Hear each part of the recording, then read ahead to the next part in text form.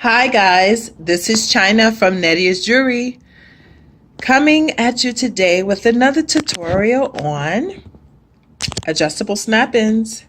That's right, ladies. Today we're going to be talking about how to make adjustable snap-ins for your earrings. And you can always take more than one and also hook it onto that one too. This is the one that we're going to be working on today. This is the adjustable snap-in. I have already made one. I've already done the earrings that the adjustable snap-ins will go on. I've also laid out my beads. And in order to make my wires, I use 18 gauge artistic. And of course, I am using bead landing, gold wire wrapping. And then I have my jump rings, some open, some closed. I've also laid out, my beads that I'm going to be using. Of course, you want to go according to what you've done. So this is what I have done. I've gone from blue, silver, green, red, and gold all the way down. These earrings I'm making for the holidays. I got some orders going out. These earrings sell out very, very fast, but I had an email to come in the other day asking me to do a tutorial on how I make my adjustable snap-ins. So if you would like to know how I make them, just stay tuned. I have already put one earring together. This is the earring that I started out with, as you can see. I did about 4 to 5 wrappings at the top. I started out with an eye pin loop, of course. I made it straight.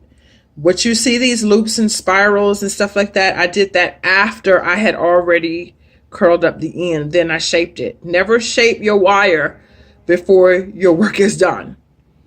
Otherwise, your spacing won't be right, and, a lot of things about your earrings will be off-centered. So I just want to give you that little tidbit, whenever you do your jewelry and you're making quality jewelry such as we do here at Nedia Jewelry, you definitely want to take your time. And projects that you don't understand, you want to practice them and practice them and practice them until you get them right. So I always do, as you can see, the double loop. And the reason for that is because if you do a single loop, it's not going to be sturdy. It'll stay, but you got to realize that you want your spacings to be right. And so that's why I wrap it twice. Now, some people wrap it 3, 4, 5 times, but what you need to realize is that it's going to cause a separation in between these beads right here. So I wanted them kind of close together. After I had finished with this one, and then I used the extra wire that's on the end, and I wrapped it all the way to the end, and then I spiraled it. Then I bent this in and I shaped it. Then I put on my French hook, and of course you're going to need some type of stopper on the back. All right, so this is the earring. This is the end of the earring here, the dangle. I always try to put a dangle on the end of my earrings. Basically because it's a conversation piece. The average earring that's in the store today might run you, if you're going to spend some good Swartzy's crystals, a good $25, $30 for a pair of earrings.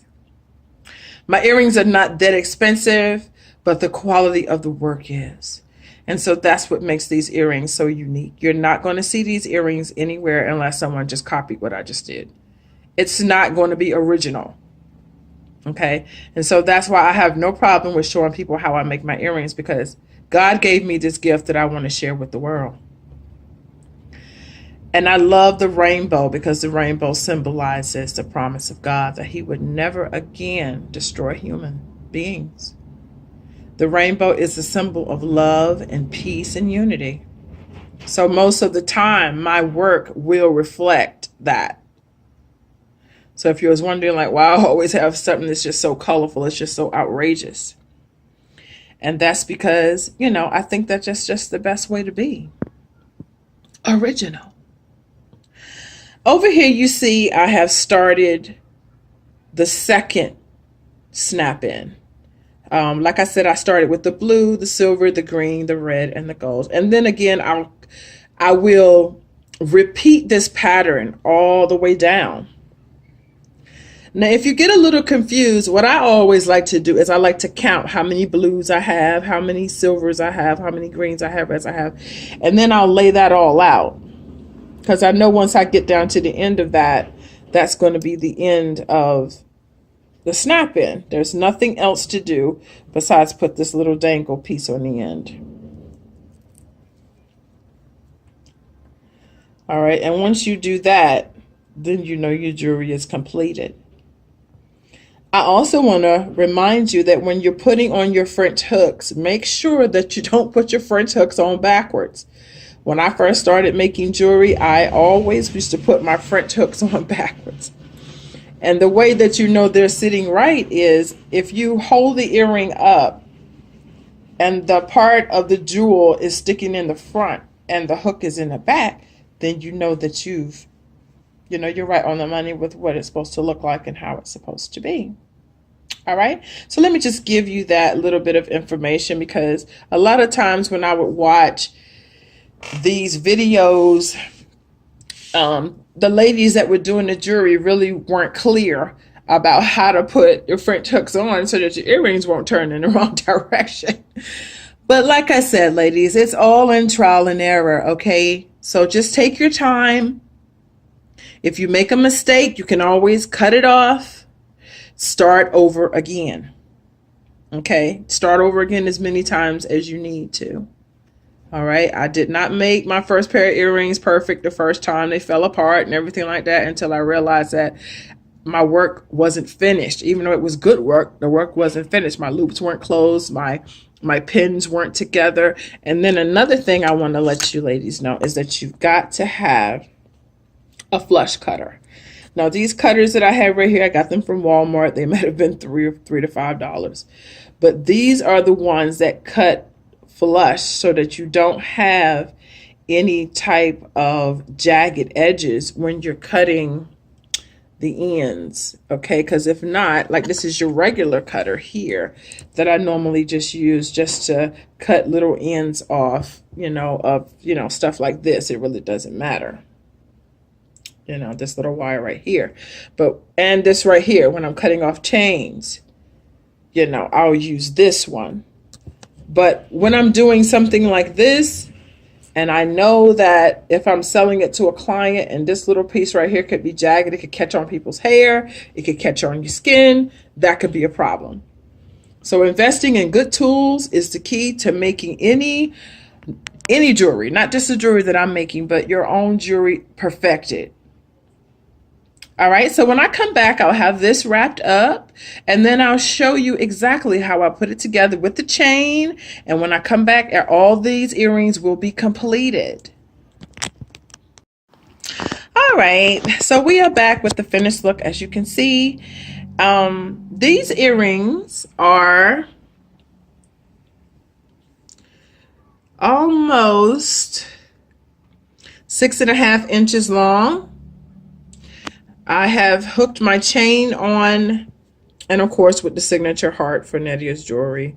I added my dangles on both sides. These earrings are absolutely amazing. What I try to do is I try to make sure that when I'm making these earrings, that I keep in mind of the uniqueness of it. When I'm making these earrings, I try to keep in mind the shimmer, and I also try to keep in mind the heart at the end, because remember, Nadia's Jewelry is made with love. Okay, well, I hope that you were able to understand this tutorial. Most of my tutorials are not for beginners, but I will be doing a beginner's class in the spring, give you more detail of how I make my jewelry. All right. And this is China from Nadia's Jewelry, and I just wanted to say thank you for tuning in. Be blessed, and remember, when you get bored, just make jewelry.